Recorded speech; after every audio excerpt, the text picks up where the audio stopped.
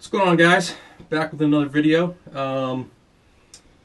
It's almost that time of year again where I'm about to get ready to go start trying to catch stripers. They'll be starting running here anytime soon in my area. As it gets a little warmer here, the water's going to warm up. The stripers will start running north. It's one of my favorite times of year, right before turkey season. It's just gets you back out fishing. I went and got my reel spooled up today with a 30-pound braid. Just wanted to talk a little bit about mono versus braid, I guess. I fished mono for years. I still do. I switched to braid, I'd say about 3 years ago. And it took a little while to get used to. Mono, I've been using that pretty much my whole life before. It's easy. It was easy to tie knots. I had like one knot that I would tie terminal tackle with, and it worked out great. The same knot doesn't work out great with braid. So switching to braid, I had to learn a few different knots that I didn't need before. Mono is a hell of a lot cheaper than braid. I think I could get this whole thing here spooled with mono for about $10, and for braid to get this thing spooled up, I just paid $90. So there's a huge gap there in expense. Mono,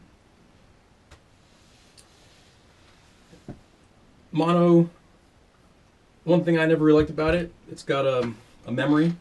Here's a piece of mono. I don't know how good you guys can see that, but it's got a memory. So it stretches like an elastic, but once it stretches too hard, you can see it gets like a kink in it. It's got a memory. The stretch is good.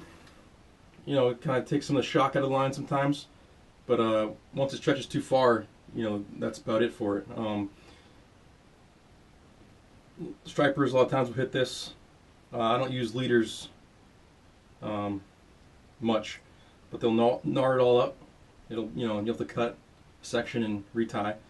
It's all part of the game. But it stretches, and then you gotta cut and then retie. With braid, it doesn't stretch like mono. It doesn't stretch at all. So I do like that. The memory, there's no memory. If it's gonna break, it's gonna break at the knot. Braid, braid is stronger than mono. That's one of the main reasons I switched over at first, was because I heard all the hype about how strong it is, and I didn't want to lose any big stripers, big blues, so I made a switch for the strength. Along with the strength, you get added capacity. You can spool a lot more braid on your reel than mono. You get a lot more capacity. Your casting distance is debatable. I personally feel with braid I cast a little farther. It's smaller braid, smaller diameter than mono, so it seems to sail through the air a little better and cut through the water a little bit better too. That's debatable, but I personally feel I can cast farther and it feels smoother with the braid versus mono. Another big thing after using it for the past 3 years or so, I switched, like I said, I switched for the durability, the strength. It's a lot stronger than mono. Biggest thing now that I take from braid is positive contact with fish. The sensitivity of braid, it's unreal as opposed to mono. With mono, you feel it dance around the bottom, wave action or whatever, and you'd think it was a bite or nibble. It's totally different with braid. Like you know when a fish is bumping it or is taking it. The sensitivity is just unreal. It's night and day with braid versus mono. So positive contact with fish, sensitivity is a huge plus for me. I like to work plugs a lot for stripers, so having that sensitivity you know, all the way from my rod to the lure is it's awesome. You know, it's with mono you can feel the same thing, but with the braid, the sensitivity, it's just it doesn't compare. So yeah, guys, I'm getting ready, getting geared up for striper season here. They'll be running here, any day, any week here, soon. As long as the water starts to warm up, they'll be heading north, chasing bunker and other bait fish. This is a Penn Battle 2 8000. Got this last year. I love it. It's a good little reel. Today, quick, I also picked up a little 3-ounce bucktail, little smiling bills. It's in pearl. Got a little red flash in the center there, the white bucktail.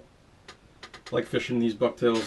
I'll put a pork rind on here. I'll hook a pork rind on, and I'll fish it with the pork rind. I have pretty good success with these, with the stripers. Little 3-ounce guy. I love bucktails. But I just wanted to go over that quick. That's my thoughts, my experience with braid and mono. And there's nothing wrong with mono. I still use mono on a few of my reels, but when I'm going after striper and bluefish, I'll surf fishing. There's no comparing mono and braid. A lot stronger, positive contact with fish, the sensitivity, like I said. The only downfall, like I said, is the tying knots. Some of the knots you're used to tying with mono, you might not be able to use with braid, or they won't be as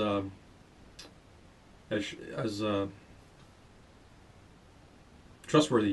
They'll fail on you. Braid, if it's going to break at the knot.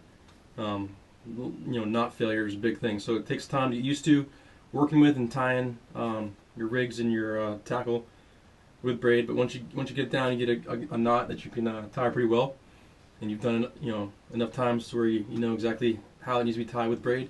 You have no problem. But that is one of the biggest learning curves.